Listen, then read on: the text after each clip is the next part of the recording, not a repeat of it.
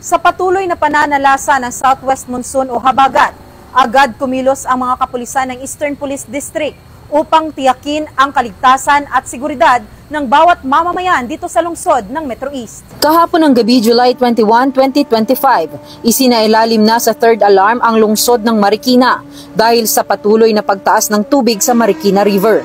Kaakibat nito, agad na nagsagawa ng preemptive evacuation ang lokal na pamahalaan upang mailikas ang mga residenteng apektado ng baha. Agad namang rumisponde ang mga search and rescue team ng Eastern Police District, katuwang ang mga tauhan mula sa Pasig, Mandaluyong, Marikina at San Juan Police Stations upang tumulong sa ligtas na paglikas ng mga pamilya at individual. Bukod sa rescue operations, nagbigay rin ng police assistance sa mga pulis sa iba't ibang evacuation centers upang masiguro ang kaayusan, seguridad at kaligtasan ng mga evacuees. Nakadeploy ang mga tauhan ng EPD sa mga evacuation sites upang tumulong sa crowd control, pagbibigay ng impormasyon at pagtugon sa anumang insidente o pangangailangan ng mga lumikas. Samantala, personal namang nagtungo sa mga evacuation center si Police Brigadier General Aden T. Lagradante, District Director ng Eastern Police District, upang magsagawa ng inspeksyon sa mga pasilidad at sa kalagayan ng mga evacuees. Kasama ng kanyang mga tauhan,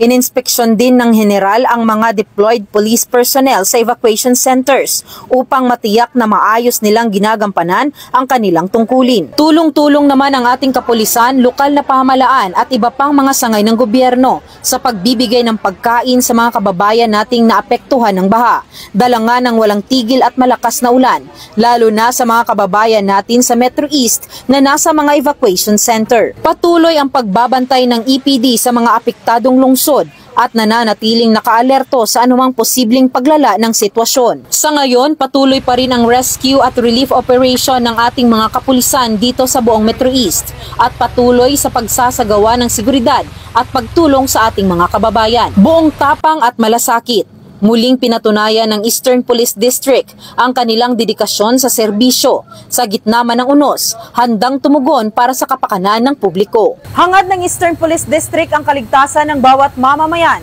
Ako po ang inyong Police News Network Correspondent, Patrol Woman Jenny Dolor, alagad ng batas, tagataguyod ng Balitang Pulis.